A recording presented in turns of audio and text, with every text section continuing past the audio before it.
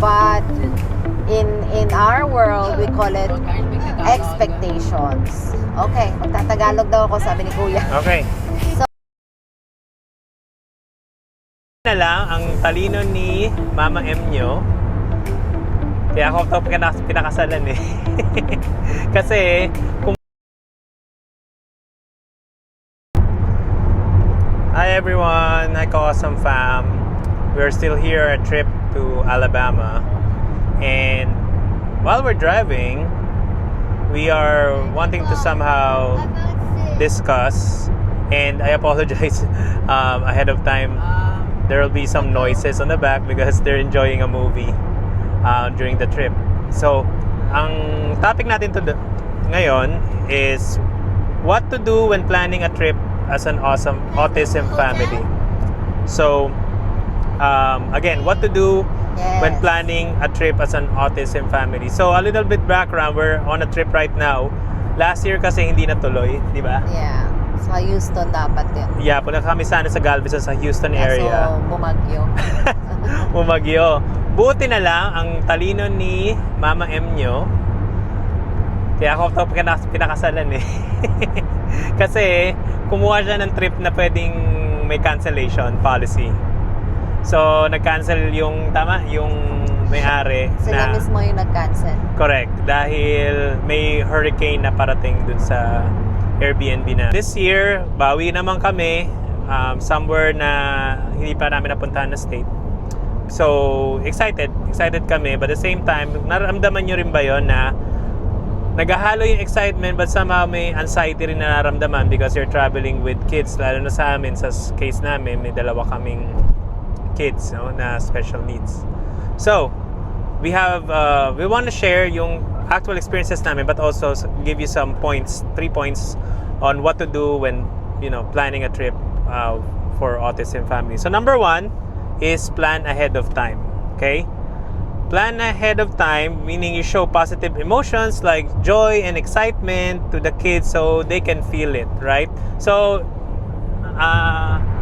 Mama M, so how did, you come up with this idea that this is the place that we're go to? So, ano yung, give us a backstory, paano umpisan to trip natin to Gulf Shores? Sure. So, kasi si Joff, mataas yung anxiety, yung anxiety niya mataas. So, kapag may ino-open kami, for example, na idea na we want to explore somewhere else na puntahan, ang lagi niyang tanong agad, yung mga what if. So, ngayon, in order for him to overcome yung anxiety niya, kasi pareho silang may anxiety disorder ni Sheena. Kay Sheena naman, ang difference naman sa kanya, yung makikita mo agad sa mata niya, although hindi niya ma-express that she's worried about something or anything. Yung mata niya, makikita mo talaga, worried, ganyan. Ganyan. So, hindi ako makatingin diretso But, I can tell and I can sense that when she kept asking questions, like, same question, same statement, over and over again, meaning rigidity na yung nagkikick in, that means she's anxious. So in order for me to counteract yung mga negative responses na yan or emotions sa kanila, I have to respond with joyful happiness, yeah. With joyful expectations, or like ako mismo, sasabihin ko sa, I'm so excited. We're gonna get to see this and that. We're gonna go to see the beach. We're gonna make some sandcastle, mga gaganon. Parang i-explore, tutulungan ko sila na mag-explore or mag-imagine ng mga bagay na hindi pa nila nagagawa. And of course, with your verbal and your gesture, your facial expressions, nababasa yun usually ng mga non-verbal na kabataan. And then somehow sa umpisa i-convince mo for example kay Joff na very verbal, kailangan kong i-explain or yung mga, especially kung alam mo kung ano yung alam for example ako, alam ko yung mga bagay na nakaka-excite sa kanya, so kailangan kong i-hype up, i-brought up yun. Yeah. Exactly, because you know what? Sometimes we think that they don't feel kung worried tayo. Actually, they are very strong to feel. They know if you're really upset, especially si Joff, alam niya, are you upset, tatay?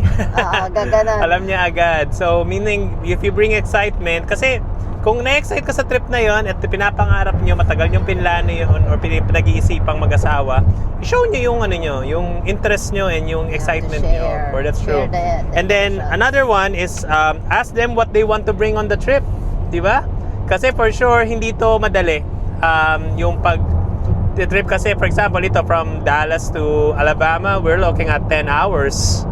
And hindi siya madali, di ba? Especially Joff, hindi siya masyadong excited sa long trip. Especially if you're commuting, well, kahit naman, di ba, via, car or plane. Correct. Same. Siyempre, we are, di ba, having a budget, di ba, dito sa trip na to. So, we decided, okay, let's just have, put the budget more towards yung experiences rather than sa plane ticket. And we know how expensive nowadays yung gas, kaya mahal ang mga plane ticket. So, but at the same time, ask them. Gusto nila magdala ng books, gusto nila magdala ng mga favorite toys nila. But like si Joff, ang mga favorite things to bring niya usually yung kanyang flags, yung kanyang atlas books, yung favorite niyang blanket. Ano pa, G? Yung Notebook. Notebooks, drawings. Sketchpads. Sketchpad. Yep. Yan. Tsaka mga sensory toys. Okay. Importante yun. Importante sa kanila may sensory toys, especially if they are already anxious. Yep, agree. And kay Joff dati nag-travel kami papuntang Philippines, and that was the first time that we do traveling via plane, and I was so worried. Kasi pag si Joff nag-kick in yung anxiety niya, he can be aggressive.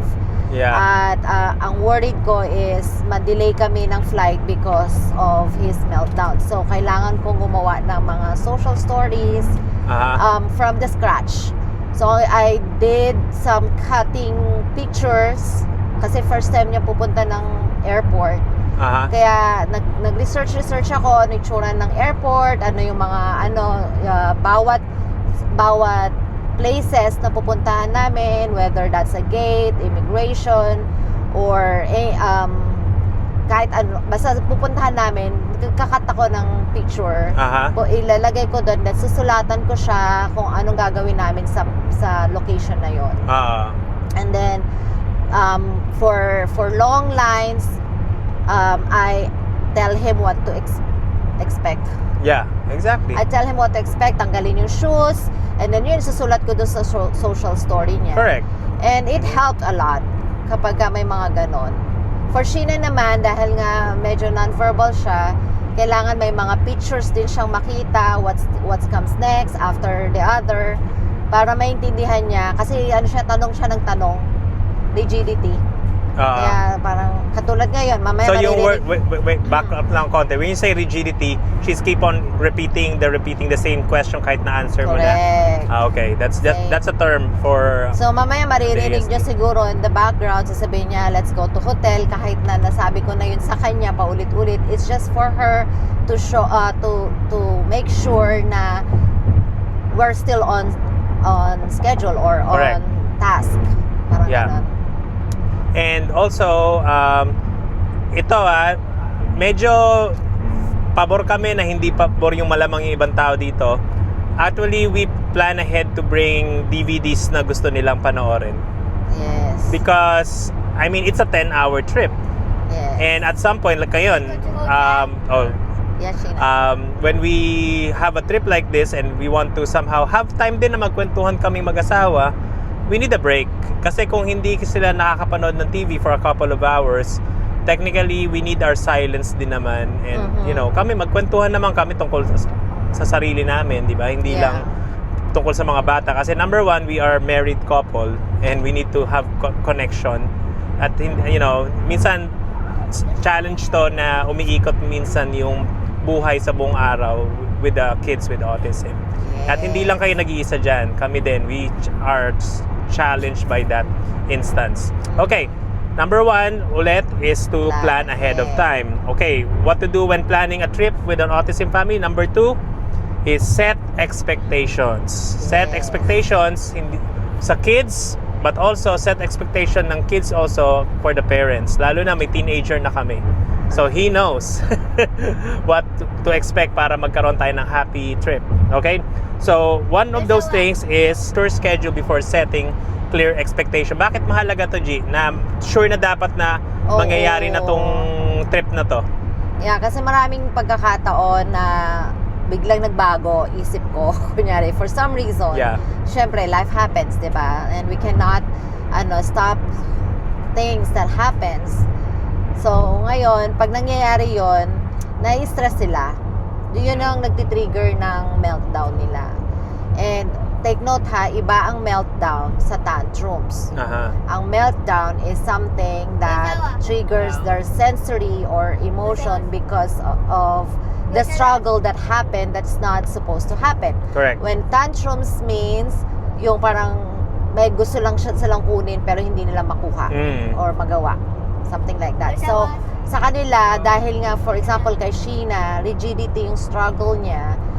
So, she will get into meltdown. She will be very, very upset kapag bago yung schedule. So, iiyak siya, tapos isisigaw niya ng isisigaw, kahit na naiintindihan mo, naririnig mo na, you have to make sure, you have to acknowledge na naiintindihan mo siya. Correct. Kaya hindi maganda yung unsure plan. Exactly. Because also, you want to know the dynamics, yung time frame, Yes. ano yung mga dapat yung dalhin. Hindi lang yung mga toys nila, syempre, kundi how many dress, how many, times kayo kakain, mag-stop over. Kasi, honestly, as they're growing up, madami ng padami din yung namin, special needs, mga stopover. So, kung may 10-hour trip ka, expect you might end up 12 hours. Alright. So, there's also expectations ng kids to the parents, right? Yes. Okay. What expectations do So, the kids? Yeah. Siyempre, sa normal or typical na conversation, we call it like a bribe. But in our world, we call it expectations. Okay, magtatagalog daw ako, sabi ni Kuya. Okay. So, ano yung mga inaasahan naman ng mga bata sa amin? Siyempre, kailangan naming sabihan sa kanila, pag ginawa ninyo to, etong mangyayari. So, makukuha mo yung reward na gusto mo. So, maganda na may options sila. Anong reward? Of course, it cannot, hindi naman kailangang material lahat. Pwedeng time away or time for their favorite hobby. The usual hobby ni Geoff is computer time. Like, he will have 2 hours of computer at 5 o'clock or anything na preferred nila na hindi naman kailangang material. Yeah. Tapos, for Sheena naman, sometimes food. Kasi mahilig siya sa food. Mahilig siya sa dessert. So, ayan. O kaya mahilig siya pumunta sa splash pad. O kaya anything na may water. So, pag mga ganon, yun yung mga in-expect nila, lalo silang ma-excite. Correct. So, and also, kailangan natin take note, pag may expect sila, na ito yung deal natin, make sure na yung parents din naman bibigay sa kanila if they comply. Yes, of course. It's important yun di ba? Word of honor yun So, honor natin both ways yan. Meron din kami expectation na kailangan nilang sundin. Otherwise, the consequence will be taking away the privilege. Exactly. And yun, so that's clear, setting expectations. So, number 3 is bring a lot of patience during the trip. So once you have set yung expectations na, and they prepare for the trip, sure na, one day before the trip, kailangan i-remind mo ulit yung expectations na yon para maayos yung trip nyo the next day. Keep reminding, repeating. Broken record man, pero kailangan yung gawin. And then, so yun, like yesterday nanay, nag-ano ka, 'di ba? Nagpe-prepare ka ng mga gamit natin kasi away from home ako nag-work. So ano yung mga nangyari kahapon? Pwede mo bang ikwento, mahal ko, yung mga nangyari kahapon? Oo, kasi si Joe syempre may sarili na siyang preference dahil teenager na siya. Ayaw niyang sumama sa trip na to. Honestly, meron siyang gustong agenda na gawin. Correct. Pero dahil nga pinakita ko yung excitement ko na ayun, pupunta tayo sa ganito, tapos pinakita ko sa kanya na magdadala tayo ng mga beach toys, tapos bibili ko yung favorite niya na book na kinakantahan niya na sa akin na matagal na. Pinagbigyan ko siya, may sticker pang kasama. Tapos may mga, yung ganon, so na-excite siya with kasamang excitement. And then, dahil nga paulit-ulit niyang sinasabi na ayaw niya sumama, kailangan ko siyang kumbinsihin ng kumbinsihin. At ngayon, during the travel, ayaw na niya na naman. So, may mga times sa kanina lang, parang, parang, binabother niya kami to do this. It's okay. So, ayun, minsan sasabihin mo na lang, there's nothing to say but be patient. Correct. Anak, be patient. Let's just give them. And then, I always remind them, let's meet halfway. Ano yung gusto mong mangyari, anong gusto kong mangyari, let's meet halfway. Yeah. But make sure that they will not manipulate the conversation na papunta na sa ano nila, Preference sa nila. preference nila. Correct. Especially if you know na yung gusto nilang mangyari will not gonna benefit them or the whole family. Yeah. Kasi still again, foolishness is attached to a child's heart. And discipline or rod, sabi nga sa Bible, will remove it far from him. Yes. So we need to lead them towards being responsible, kahit gaano pa kahirap yan, being kind always, and being mindful of other people. Yeah. And also, we need to expect the worst that might happen Yes. sa ano na to. But also, expect to have fun and enjoy the trip, okay? Yes. So, expect the worst kasi may mga bagay nga hindi autism related na pwede mangyari, di ba? Kailangan i-prepare mo yung kotse na oil change yan for the long drive. Make sure na yung wheels mo, yung air niya, okay. Magdala kayo ng mga first aid kit, mga basic na yung meron kaming portable na vulcanizing ng tire just in case mawala ng hangin. So ganun, di ba? Expect the worst that might happen. Yung weather, make sure na alam namin by the hour kung ano yung expectin namin na may ulan o kailan maaraw, pati sa beach, no? Kung ano yung possible na weather doon. Tinitingnan ko na a week ahead kung kamusta yung weather.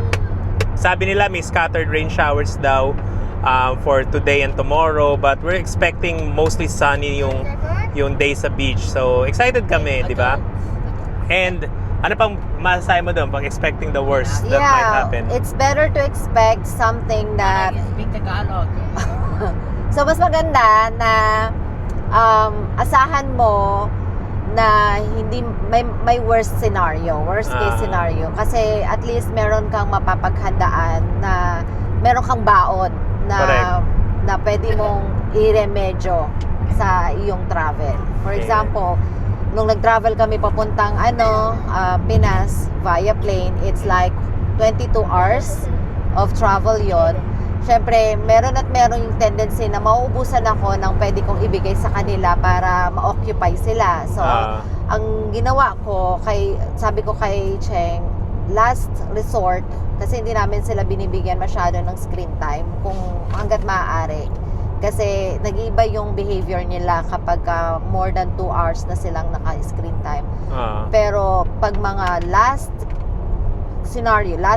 worst case scenario na sometimes you have to pull out those last weapon you have there. So yun, yung mga ganon. So yeah, and also sabi ko nga, expect also to have fun. Okay? Make the excitement.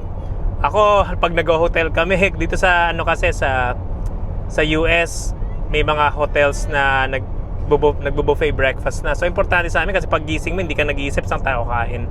At least ready na yung mga food and everything. So make it exciting. Hey, lalo na si Sheena, mahilig sa pancakes. One Pancakes. waffle, hindi pwede mawawala yon.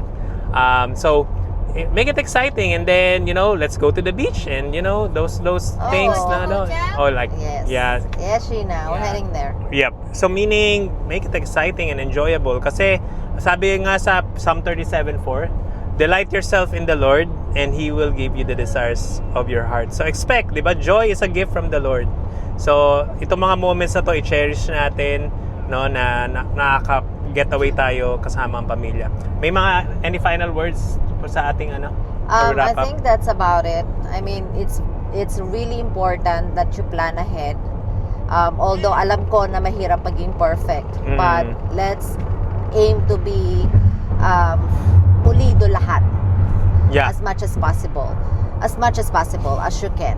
correct. And then second is we have to set the expectations. Without the expectations, everything will crumble.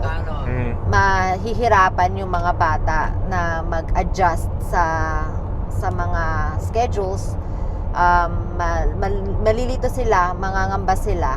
Mangangamba. Si Kuya gusto ng Tagalog eh.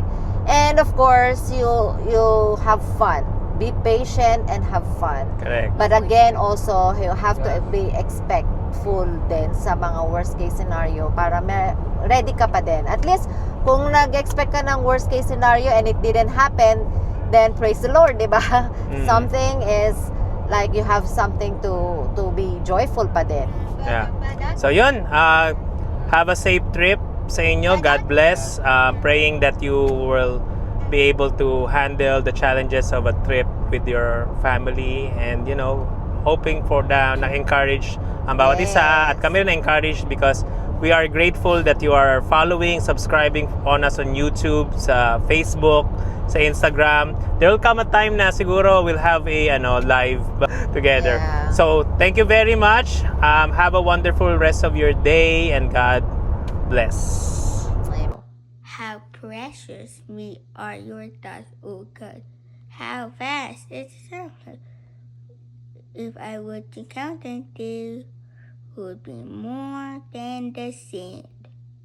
Psalm 109, verse 17 and 18.